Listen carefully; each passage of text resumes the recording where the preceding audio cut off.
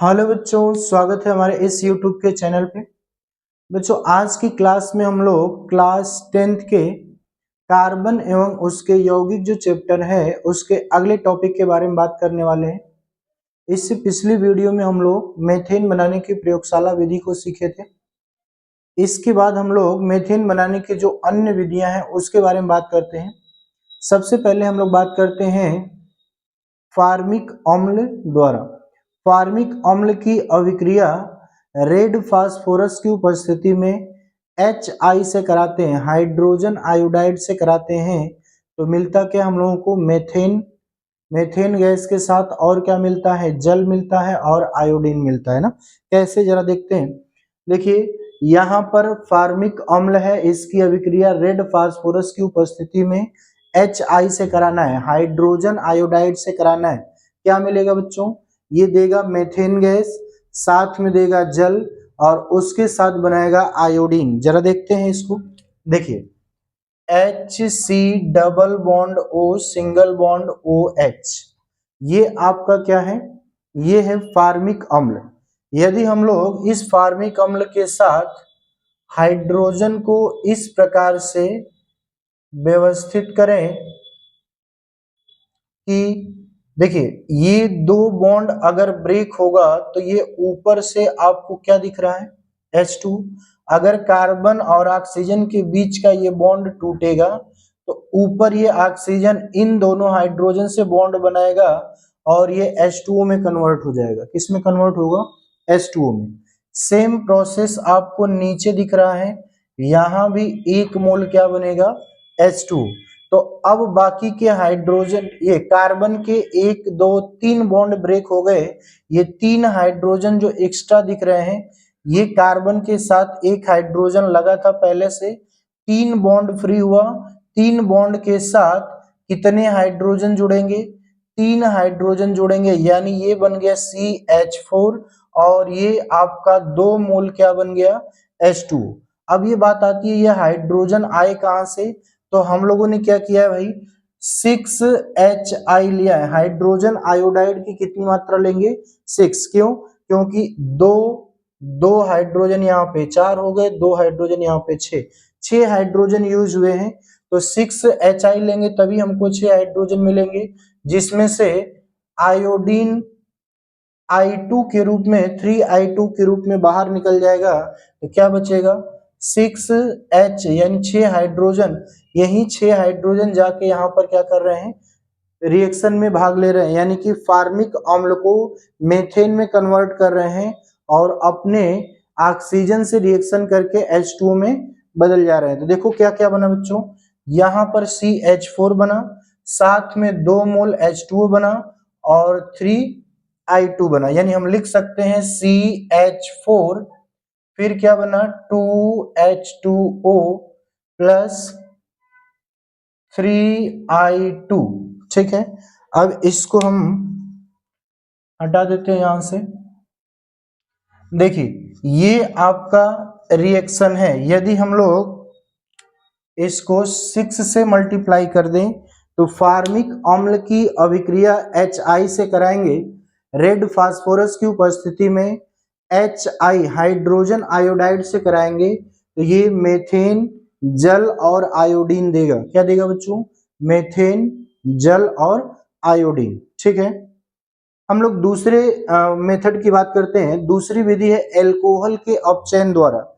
यदि हमारे पास एल्कोहल है और एल्कोहल की अभिक्रिया रेड फास्फोरस की उपस्थिति में फिर से हम लोग HI से कराते हैं, हाइड्रोजन आयोडाइड से कराते हैं।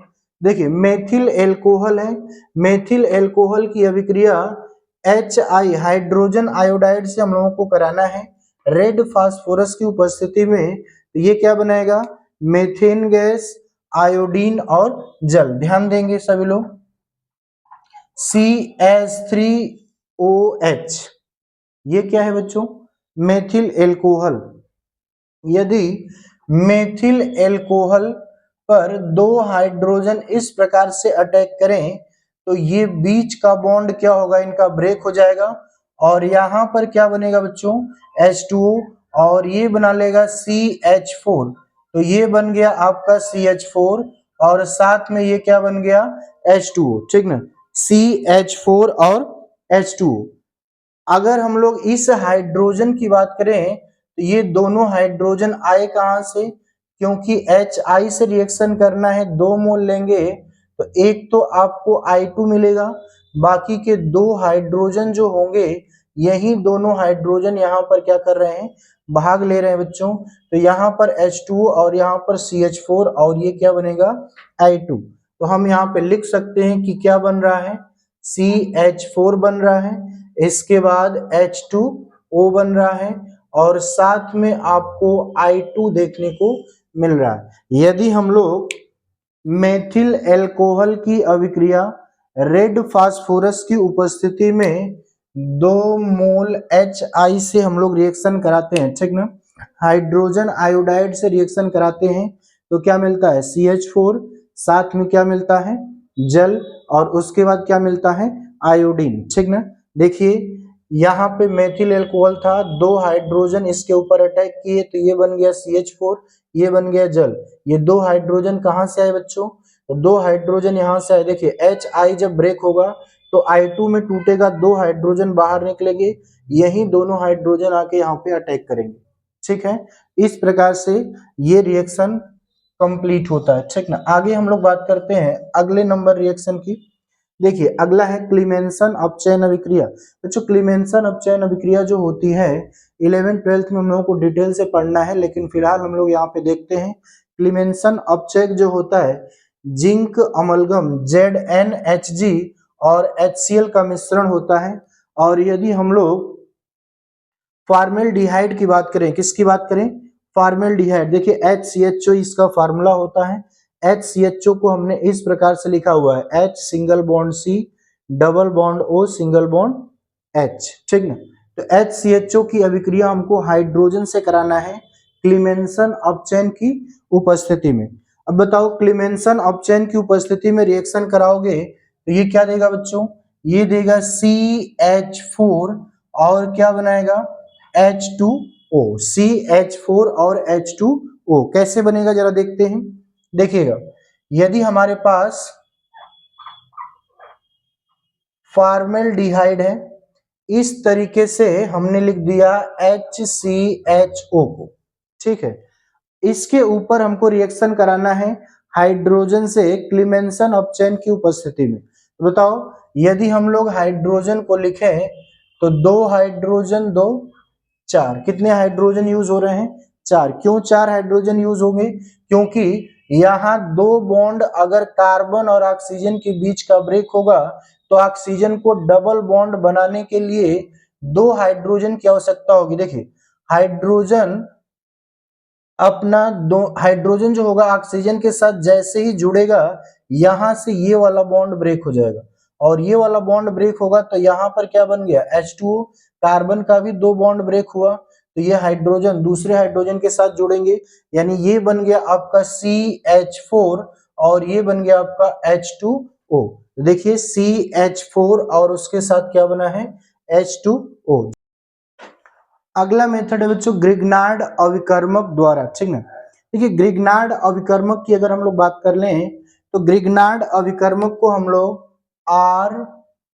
RMgX के रूप में लिखते हैं, ठीक ना। ऐसे हम लोग फार्मूला देते हैं ग्रिग्नार्ड अभिकर्मक का। ग्रिग्नार्ड रिएजेंट जो होता है इस तरीके से हम लोग इसका फार्मूला देते हैं बच्चों। यहाँ पे मेथिल मैग्नीशियम ब्रोमाइड हमने लिया है, इसी के रूप में हम लोगों ने क्या लिया है मेथिल मैग्नीशियम ब्रोमाइड। ईथर की उपस्थिति में हम लोग इसका रिएक्शन किससे करा रहे हैं बच्चों, इसका रिएक्शन हम लोग करा रहे हैं जल से H2O से। यदि आप इसका रिएक्शन H2O से कराओगे तो ये क्या देगा बच्चों CH4 इसके साथ हाइड्रोक्सी मैग्नीशियम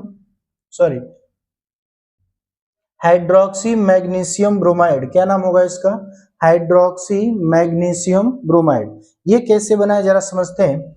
देखेंगे सभी लोग CH3Mg साथ में क्या लगा है Br। H2O की बात करेंगे बच्चों H सिंगल बॉन्ड OH, ये हमारा H2O है। H2O को जैसे ही हम लोग ब्रेक करेंगे, देखिए ये दोनों बॉन्ड यहां से अगर ब्रेक होगा तो इधर आपको साफ साफ दिख रहा है CH4 बन रहा है और OH ग्रुप अब किसके साथ जुड़ जाएगा, Mg के साथ। तो ये हाइड्रोक्सी मैग्नीशियम ब्रोमाइड में कन्वर्ट होगा, किसमें, हाइड्रोक्सी मैग्नीशियम ब्रोमाइड। ठीक है, तो इस तरीके से हम लोग मेथेन बनाने की कुछ अन्य विधियों के बारे में समझे।